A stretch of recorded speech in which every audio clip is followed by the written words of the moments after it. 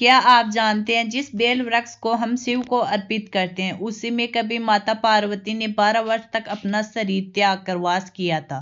आज की यह कथा केवल एक कहानी नहीं बल्कि त्याग, तपस्या और प्रेम की वह अमर गाथा है जिसे जानकर हर भक्त का हृदय श्रद्धा से भर उठता है।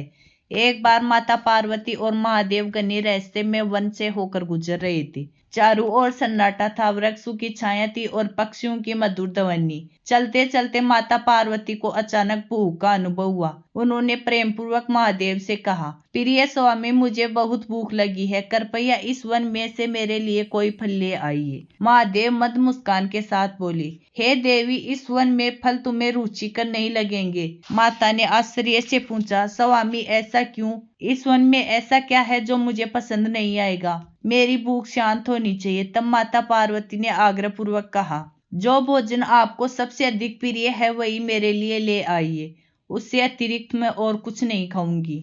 यह सुनकर महादेव एक बेल वृक्ष के पास पहुंचे और वहां से कुछ बेल फल तोड़कर माता को दे दिए। बेल फल देखकर माता अत्यंत प्रसन्न हुई। तभी महादेव गंभीर स्वर में बोले, देवी, किसी भी सुंदर चीज को देखकर अत्यधिक प्रसन्न मत हुआ करो। जो बाहर से सुंदर दिखाई देती है वही भीतर से भयावह भी हो सकती है। माता पार्वती बोली, स्वामी, मैं जानती हूँ, कृपया मुझे यह फल खाने दीजिए। जैसे ही माता ने पहला फल तोड़ा उसमें से एक भयानक सांप निकला। माता भयभीत होकर पीछे हट गई और फल को फेंक दिया। उन्होंने दूसरा फल तोड़ा, उसमें से भी सांप निकल आया। क्रोधित होकर माता बोली, प्रिय स्वामी, भूखे व्यक्ति के साथ ऐसा उपहास उचित नहीं है। महादेव शांत स्वर में बोले, देवी, यह सब मैंने नहीं किया, यह तुम्हारे प्रिय पुत्र गणेश का किया हुआ है। माता चकित होकर बोली, परंतु गणेश तो मेरे साथ ही नहीं है, उन्होंने ऐसा कब किया? महादेव बोले, देवी, यह बेल वृक्ष पहले फल नहीं देता था। इसने गणेश से वरदान मांगा था कि यदि इसमें फल लगे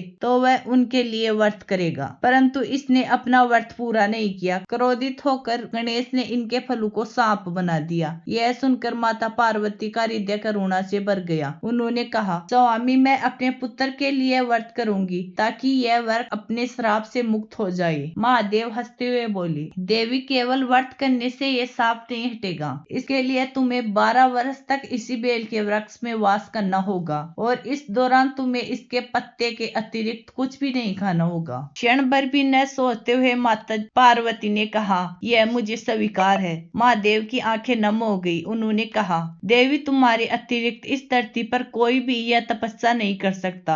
तुम स्वयं आदि शक्ति हो जो समस्त जग के दुख अपने ऊपर लेकर उसका ऋण चुकाती है। यह कहकर माता पार्वती बेल वृक्ष में समा गई और महादेव उसी वृक्ष के नीचे बैठकर कठोर तपस्या में लीन हो गई। इसीलिए आज भी बेल पत्थर शिव पूजन में सबसे पवित्र माना जाता है। मेरी अगली दिव्य कथा देखने के लिए लाइक, सब्सक्राइब जरूर करें और कमेंट बॉक्स में बताएं कि आपको कहानी कैसी लगी।